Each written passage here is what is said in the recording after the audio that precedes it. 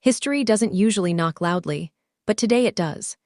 In South Africa's most politically charged province, a royal statement is shaking old maps and modern power at the same time.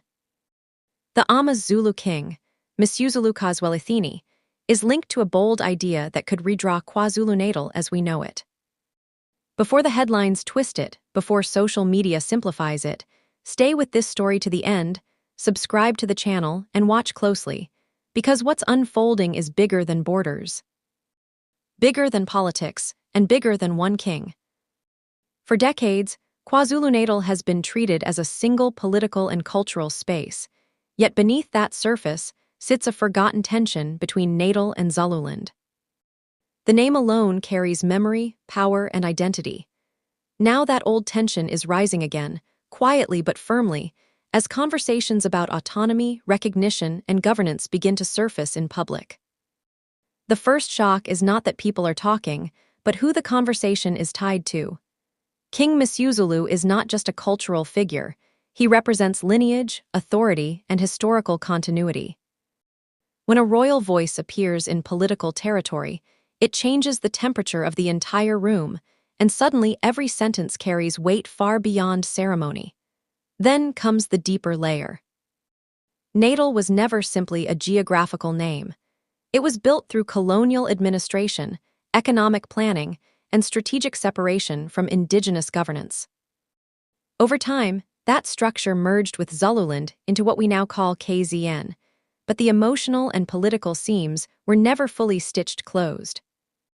So when the idea of cutting Natal from KZN starts circulating, it doesn't mean bulldozers and border posts.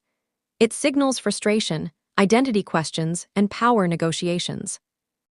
It asks whether modern provincial systems truly serve traditional communities or quietly sideline them in decision-making.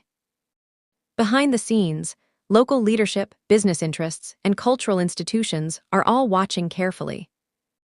Land control, development funding, and political influence are tied to provincial structure. Change the structure, and you change who decides, who benefits, and who gets heard. At the same time, younger South Africans are questioning what province even means anymore. Is it administration, culture, economy, or history? The Misuzulu discussion lands right in the middle of that generational debate, mixing tradition with modern governance in a way few expected.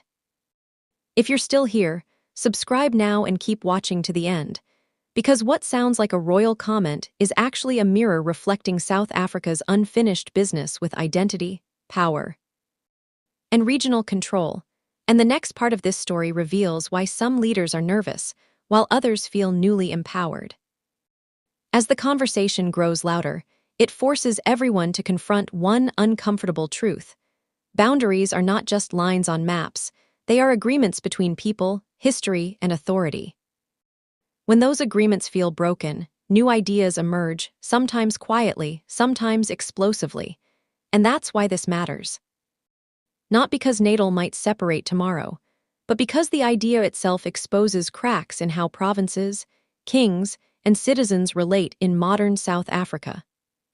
Stay subscribed, watch till the very end, and don't miss what comes next, because the real reason behind this debate is only just beginning to surface.